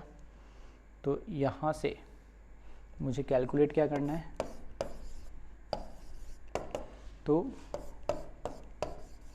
अपॉन अल्फ़ा, ये कितना आ गया आंसर 16.5 है ना। तो यहाँ पे लिखे 16.5 डिवाइडेड बाय 0.05 जो अल्फ़ा की वैल्यू उसने गिवन दे रखी, ठीक है। और इसको आप कैलकुलेट कर ले और ये आ जाएगा आपके पास 330 siemens centimetre square, mole inverse ही आएगा ना, मोलर पूछा इसने, तो ये आ जाएगा मोल इनवर्स। सही है। चलिए वीडियो पॉज करके जल्दी से इसको भी कॉपी कर ले। और एक लास्ट कॉन्सेप्ट और है इसमें, इस चैप्टर से रिलेटेड, जिसका एक फॉर्मूला बनता है, ठीक है, उसको भी देख लेते हैं।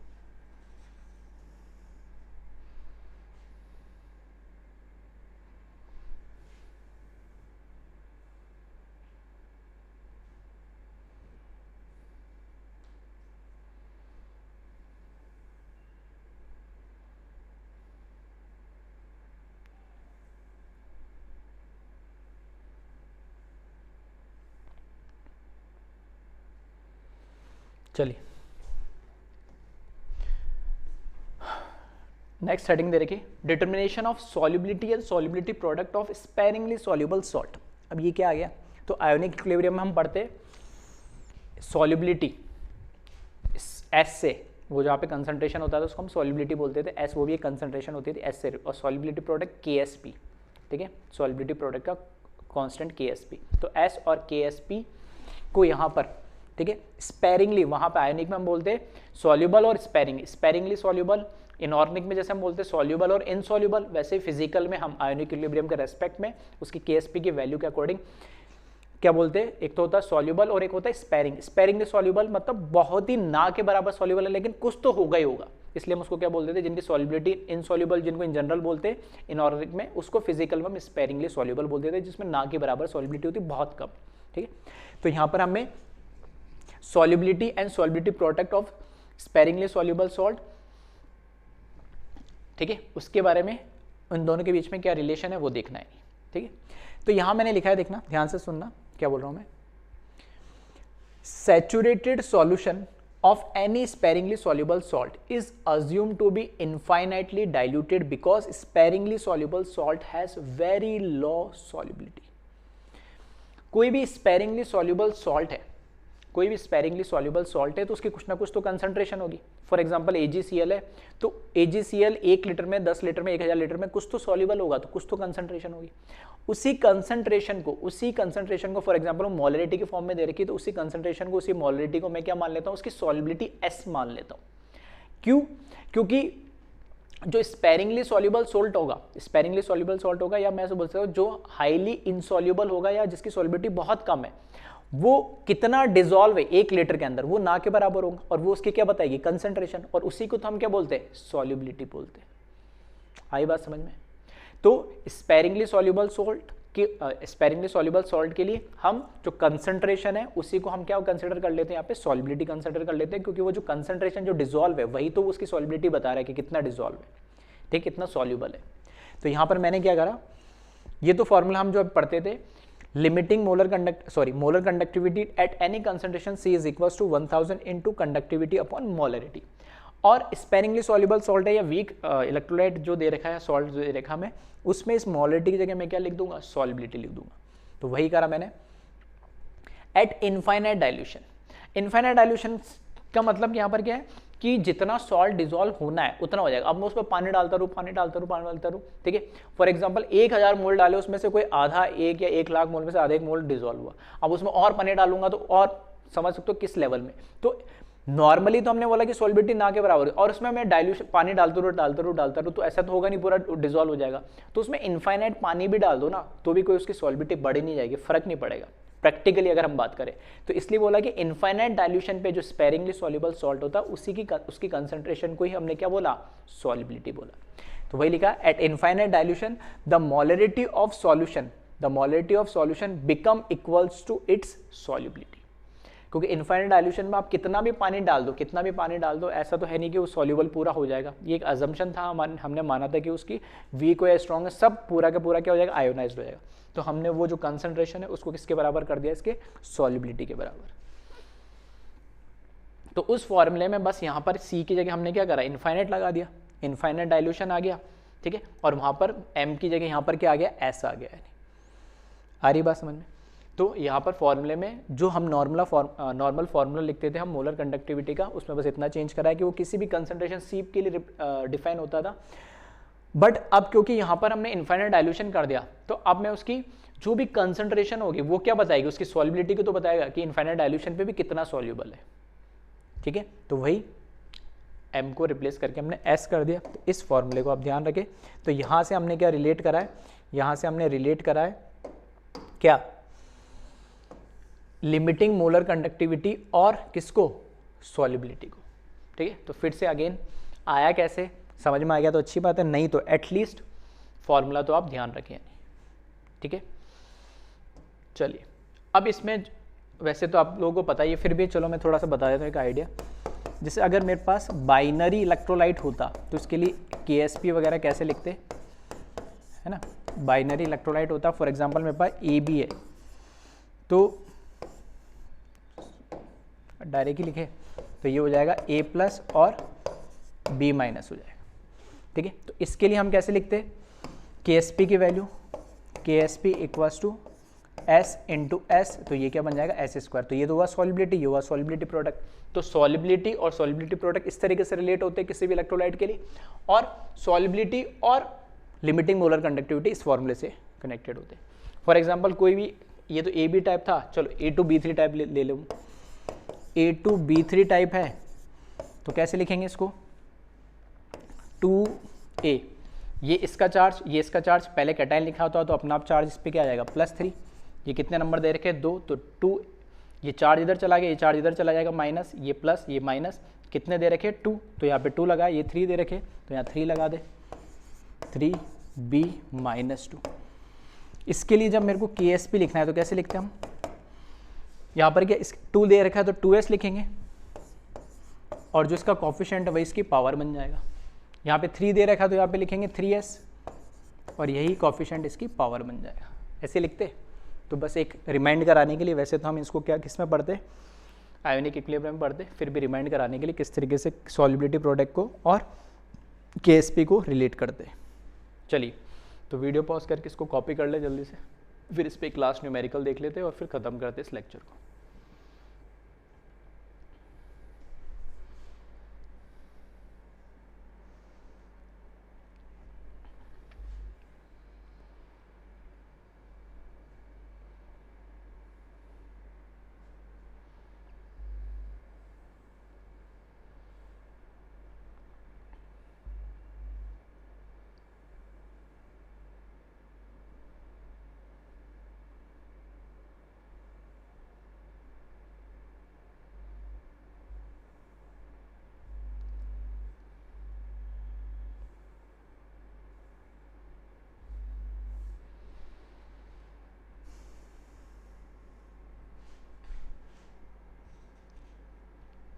चलिए क्वेश्चन देख लेते इस पे जल्दी से। क्वेश्चन दे रखा हमें, the conductivity of saturated solution of AgCl is 1.3 × 10⁻⁻6 Om inverse centimetre. फिर से कंडक्टिविटी दे दी हमें, AgCl हमें पता है स्पेरिंगली सॉल्युबल होता है, इलेक्ट्रोलाइट है। If limiting molar conductivity for AgCl is 138 ohm inverse centimetre square mole inverse. Again lambda m infinite की वैल्यू दे रही है, then calculate solubility and solubility product of AgCl, ठीक है। S और KSP दोनों पूछा है। तो अगर आपको समझ में आ गया हो, ठीक है, तो वीडियो पॉज करके इसको सॉल्व कर सकते हैं जल्दी से, ठीक है। चलिए तो यहाँ देखिए सॉल्यूशन इसका,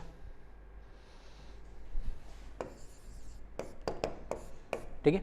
क्या क्या हमें दे रखा है वो देख ले पहले तो हमें क्या दे रखी है, कंडक्टिविटी दे रखी है 1.38, है ना, 1.38 ओम इनवर्स सेंटीमीटर इनवर्स। तो यहाँ पर K की वैल्यू दे रखी है 1.38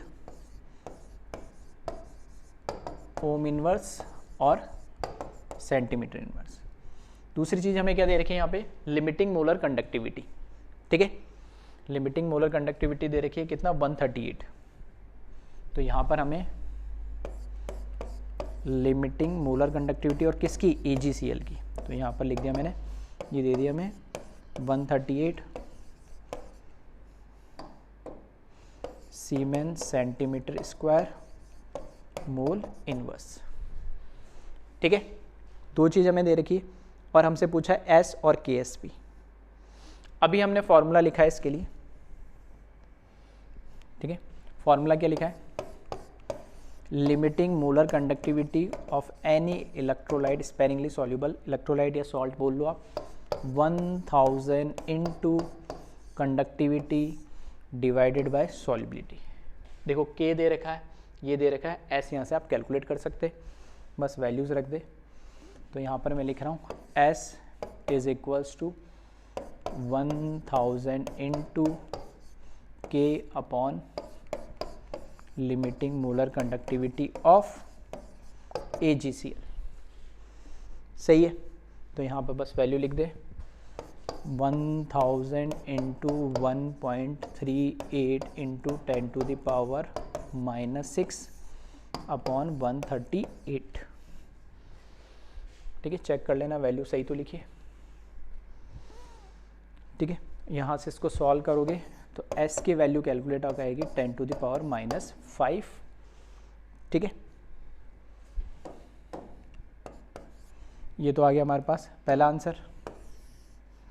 अब KSP कैलकुलेट करना है हमें, तो KSP कैलकुलेट करना है तो बस AgCl के लिए आप लिख लें, तो अभी लिखना बताया था, ये तो बाइनरी है, तो Ag प्लस और Cl माइनस है, तो इसके लिए KSP की वैल्यू क्या हो जाएगी, S इंटू S और दोनों की power 1, that means KSP is equals to क्या हो जाएगा, S स्क्वायर। तो KSP equals to 10 to the power -5 का स्क्वायर, तो 10 टू द पावर -10 आ जाएगा, ठीक है। तो यहाँ से हम इस तरीके से कैलकुलेट कर लें।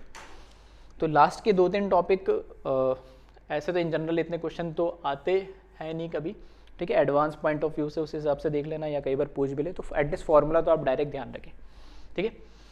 बाकी हाँ, जो हमने स्टार्टिंग में जो स्टार्ट करा था ना, लिमिटिंग मोलर कंडक्टिविटी और लिमिटिंग इक्विवेलेंट कंडक्टिविटी, वो मेंस और जेई दोनों के हिसाब से इंपॉर्टेंट है, तो उसको मत छोड़िएगा, ठीक है। लास्ट वाले फार्मूले एटलीस्ट आप ध्यान रखें। तो वीडियो पॉज करें और कॉपी कर ले इसको।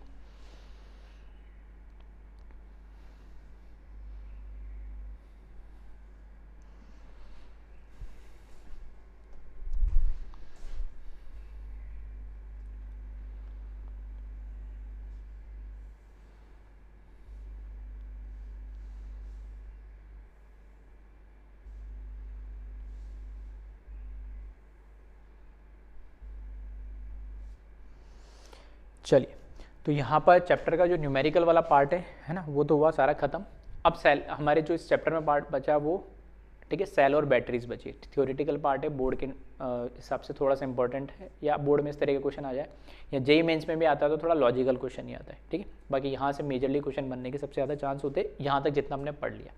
चलिए, तो इस वीडियो पॉज करके पूरे से वीडियो को अच्छे से देख के नोट्स बना लीजिएगा, फिर मिलते हैं नेक्स्ट लेक्चर में। Okay bye, thank you class.